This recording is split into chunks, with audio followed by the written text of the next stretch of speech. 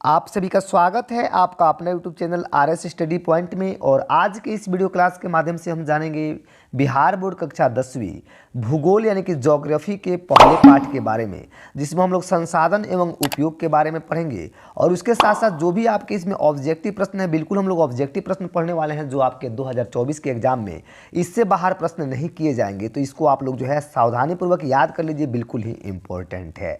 अभी जो है बता दें, एक नंबर इसमें कहा जा रहा है कि कोयला किस प्रकार का संसाधन है। ऑप्शन है अनवीकरणीय, नवीकरणीय, जैव या अजैव। तो आपको बता दें कि कोयला जो है आपका अनवीकरणीय संसाधन होता है, क्योंकि इसे बनाने में लाखों करोड़ों वर्ष लग जाते हैं। ऑप्शन ए आपका बिल्कुल राइट आंसर हो जाएगा।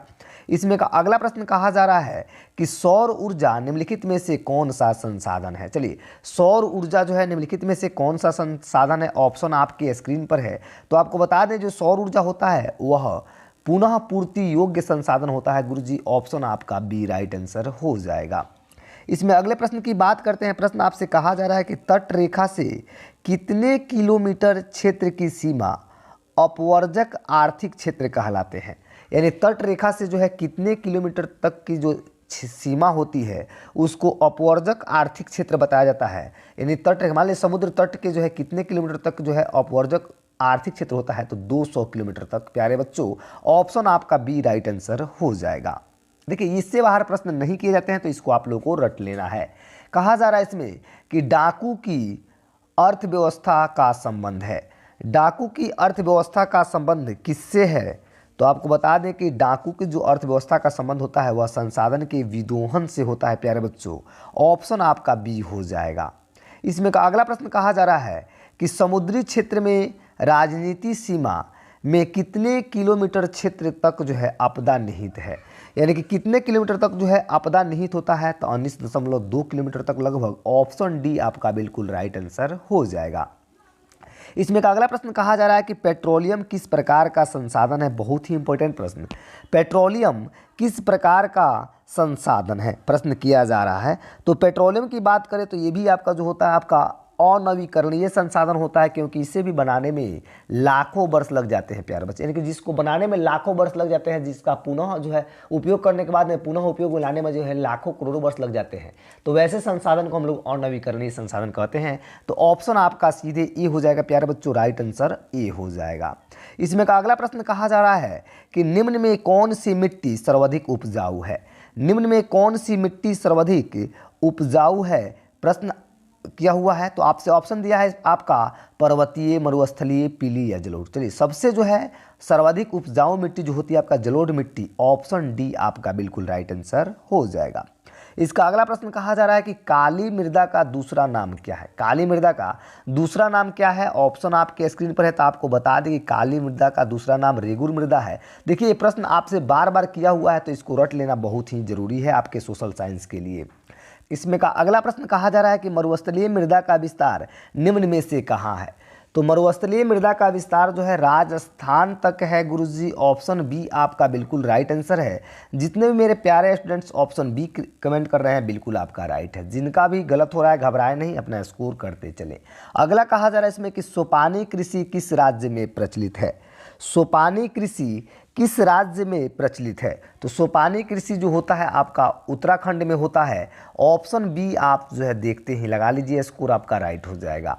इसका अगला प्रश्न कहा जा रहा है कि पंजाब में निम्न इसका अगला प्रश्न है कि पंजाब में भूमि निम्नीकरण का मुख्य कारण है। पंजाब में भूमि निम्नीकरण का मुख्य कारण क्या है? तो वहाँ पे अधिक सिंचाई है। प्यारे बच्चों, ऑप्शन सी आपका बिल्कुल राइट आंसर हो जाएगा। इसका अगला प्रश्न कहा जा रहा है आपसे, इसका प्रश्न जो है अगला कहा जा रहा है, ये प्रश्न कहा जा रहा है कि कौन सी मिट्टी कपास की खेती के लिए सर्वोत्तम मानी जाती है। यानी कौन सी मिट्टी जो है कपास के लिए सर्वोत्तम है? तो आप जो है कहिएगा काली मिट्टी जो कपास के लिए सर्वोत्तम होता है। ऑप्शन सी राइट आंसर हो जाएगा। इसका अगला प्रश्न कहा जा रहा है कि भारत में लगभग कितने करोड़ हेक्टेयर भूमि का क्षरण हो चुका है। कितने करोड़ हेक्टेयर भूमि का जो है क्षरण हो चुका है भारत में, प्रश्न किया जा रहा है। तो वह जो है आपका लगभग 13 करोड़ हेक्टेयर हुआ है। ऑप्शन सी इसका भी राइट आंसर हो जाएगा। इसका अगला प्रश्न कहा जा रहा है कि मेढक के प्रजनन को नष्ट करने वाला रसायन कौन सा होता है। मेढक के प्रजनन को नष्ट करने वाला रसायन, तो आप कहिएगा एंड्रीन होता है गुरुजी, ऑप्शन सी आपका राइट आंसर हो जाएगा। इसका अगला प्रश्न कहा जा रहा है कि देश के बांध को किसने भारत का मंदिर कहा था। देश के बांध को किसने भारत का मंदिर कहा था, तो यह जो है पंडित जवाहरलाल नेहरू के द्वारा कहा गया था प्यारे बच्चों, ऑप्शन डी इसका राइट आंसर हो जाएगा। इसका अगला प्रश्न कहा जा रहा है कि कुल जल का कितना प्रतिशत भाग महासागरों में निहित है, यानी कुल जल का कितना प्रतिशत भाग जो है महासागरों में निहित है, प्रश्न आपसे किया जा रहा है। तो कितना प्रतिशत है प्यारे बच्चों, तो 95.5%। ऑप्शन आपका डी हो जाएगा, यानी 95.5% है, ऑप्शन डी राइट आंसर हो जाएगा। इसमें का अगला प्रश्न कहा जा रहा है कि बृहद क्षेत्र में जल की उपस्थिति के कारण ही पृथ्वी को क्या कहा जाता है। चलिए, बृहद क्षेत्र में जल की उपस्थिति के कारण पृथ्वी को कहते हैं, क्या कहते हैं, ऑप्शन है उजला ग्रह, नीला ग्रह, हरा ग्रह या लाल ग्रह। तो पानी का जो रंग होता है यानी कि नीला होता है, अतः इसको हम लोग नीला ग्रह के नाम से जानते हैं प्यारे बच्चों, ऑप्शन बी आपका राइट आंसर हो जाएगा। इससे बाहर इस चैप्टर से प्रश्न नहीं किए जाते हैं, तो आप इसको रट लीजिए, बिल्कुल ही आसान है। अगला प्रश्न कहा जा रहा है कि बिहार में अति जल दोहन से किस तत्व का संकेंद्रण बढ़ा है। बार बार आने वाला प्रश्न इस साल भी पूछा गया था। बिहार में अति जल दोहन से किस तत्व का संकेंद्रण बढ़ा है, तो यह जो है आर्सेनिक का बढ़ा हुआ है गुरुजी, ऑप्शन सी आपका राइट आंसर है। इसका अगला प्रश्न कहा जा रहा है इसमें कि प्राणियों के शरीर में कितना प्रतिशत जल की मात्रा निहित होती है। प्राणियों के शरीर में कितना प्रतिशत जल की मात्रा निहित होती है, तो 65%, ऑप्शन सी देखते ही स्कोर करिए। इसमें का अगला प्रश्न कहा जा रहा है आपसे, प्रश्न है कि विश्व की कितनी प्रतिशत जनसंख्या भारत में निवास करती है। विश्व की कितनी प्रतिशत जनसंख्या भारत में निवास करती है, तो लगभग जो है 16%, जो सबसे जो है यानी कि दूसरा नंबर पर आता है। इसका अगला प्रश्न कहा जा रहा है इसमें कि निम्न में से कौन बिहार की प्रमुख नदी घाटी परियोजना है। यानी बिहार की प्रमुख नदी घाटी परियोजना की बात की जाए तो वह कौन है, तो आप कहिएगा सोन नदी घाटी परियोजना प्यारे बच्चों, ऑप्शन डी आपका राइट आंसर हो जाएगा। इसमें का अगला प्रश्न कहा जा रहा है कि भारत में 2001 में कितने प्रतिशत भौगोलिक क्षेत्र में वन का विस्तार था। यानी 2001 में जो है भारत के कितने प्रतिशत भौगोलिक क्षेत्र में वन का विस्तार था, प्रश्न आपसे किया जा रहा है।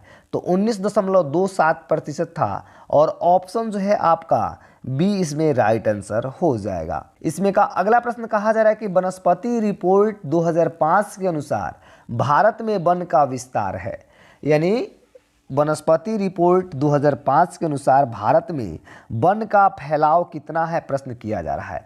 तो 20.600% जो है भौगोलिक क्षेत्र में, ऑप्शन ए आपका राइट आंसर है। अगला प्रश्न इसमें कहा जा रहा है प्यारे बच्चों, प्रश्न इसमें आया है कि बिहार में कितने प्रतिशत भौगोलिक क्षेत्र में वन का फैलाव है। तो बिहार में कितने प्रतिशत भौगोलिक क्षेत्र में वन का फैलाव है, तो इसके लिए आपको बता दें कि आपका जो है 7.1% क्षेत्र में है। ऑप्शन जो है हो जाएगा आपका ए, बिल्कुल राइट आंसर हो जाएगा। इसमें का अगला प्रश्न कहा जा रहा है कि पूर्वोत्तर राज्यों के 188 आदिवासी जिलों में देश के कुल क्षेत्र का कितना प्रतिशत वन है, प्रश्न आपसे किया जा रहा है। तो उसमें जो है पूर्वोत्तर राज्यों में लगभग 60.11% जो है वन का क्षेत्र है, ऑप्शन डी आपका राइट आंसर हो जाएगा। तो हम आशा करते हैं कि आप सभी मेरे प्यारे स्टूडेंट्स इसको आसानी से समझ लिए होंगे। अगर आपको जो है समझ में नहीं आता है तो आप कमेंट बॉक्स में इसको लिख सकते हैं, और आप ये भी बता सकते हैं कि आपने 25 में कितना प्रतिशत जो है प्रश्न को सही किया। आप ये सब कमेंट में बता सकते हैं। तब तक के लिए आप सभी को बहुत बहुत धन्यवाद।